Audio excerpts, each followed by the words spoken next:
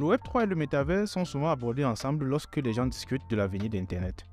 Les deux concepts sont étroitement liés, mais ils abordent le prochain chapitre d'Internet sous des angles différents.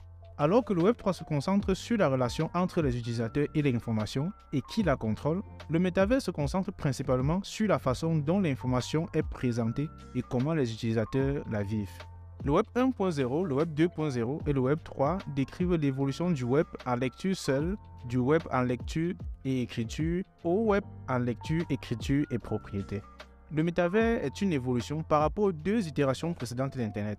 Lorsque les utilisateurs accédaient d'abord à des informations principalement textuelles, puis consommaient des informations sous forme de textes, d'images et de vidéos et des transmissions en direct. Le métavers envisage un avenir où les utilisateurs consomment des informations dans une interface entièrement immersive, virtuelle, en temps réel et tridimensionnelle. Certains croient même que les utilisateurs pourraient s'immerger dans le métavers en simulant les cinq sens, faisant du métavers une réalité alternative. Le concept de métavers a été inventé par l'auteur Neal Stephenson dans son roman de science-fiction de 1992, Snow Crash. Le terme a gagné en popularité au cours des dernières années alors que l'idée d'un Internet de l'expérience basé sur la réalité virtuelle a attisé l'imagination du public.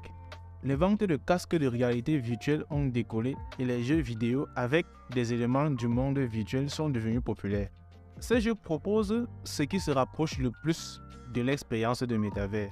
Malgré quelques progrès vers la création d'un métavers, il existe encore des opinions différentes sur ce qu'est ou devrait être le métavers.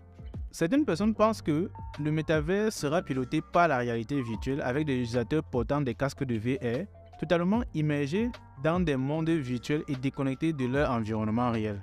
Un autre camp croit que la réalité augmentée devrait être le principal mode d'interaction. Les utilisateurs portent des lunettes de réalité augmentée ou d'autres dispositifs d'interface pour accéder à une couche de perception supplémentaire tout en restant présents dans leur environnement physique. D'autres entreprises pensent que la réalité mixte est une meilleure option, où les utilisateurs interagissent avec des éléments physiques et virtuels. La réalité mixte permet aux utilisateurs de s'immerger dans le monde réel tout en interagissant avec des environnements virtuels, profitant essentiellement des avantages des deux mondes.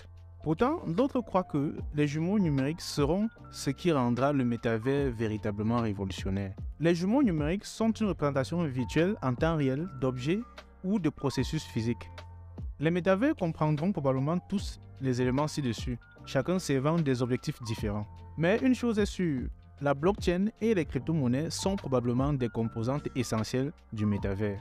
Lorsque nous travaillons, partageons et achetons des éléments numériques dans le métavers, nous avons besoin d'un moyen sécurisé de prouver la propriété des éléments numériques et de transférer cette propriété entre les personnes, quelle que soit la plateforme sur laquelle elles existent. De l'argent numérique qui peut être utilisé en ignorant les frontières est un prérequis pour un métavers globalisé et sans frontières. Une participation des utilisateurs à la gouvernance sera aussi importante si le métavers venait à représenter une grande partie de nos vies. Les futures itérations des technologies blockchain actuelles sont celles qui seront utilisées dans le métavers, bien que nous puissions déjà voir leur applicabilité aujourd'hui. Par exemple, les portefeuilles basés sur la blockchain permettront aux gens d'avoir des identités numériques et de posséder des actifs numériques. Les crypto-monnaies sont plus faciles à contrôler que les devises de jeu. Et il est facile de transférer et de convertir des devises numériques via la blockchain, tandis que les devises et les actifs de jeu gérés de manière centralisée ne sont pas transférables entre différents écosystèmes. De plus, tout comme nous pouvons établir qui possède quelque chose, nous pouvons également démontrer qu'un article est original et unique à l'aide de la technologie blockchain.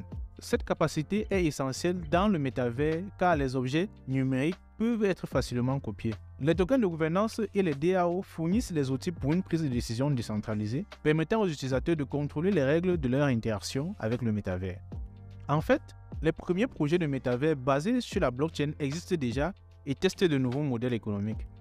Les jeux Play to Earn, jouer pour gagner, par exemple, sont conçus avec la technologie blockchain et permettent aux utilisateurs de jouer à des jeux pour générer des revenus tout en s'amusant. Le métavers est un chapitre passionnant de nos vies numériques et la blockchain est un moteur clé de cet avenir. Dans les deux modules suivants, nous en apprendrons plus en détail sur la GameFi et les NFT.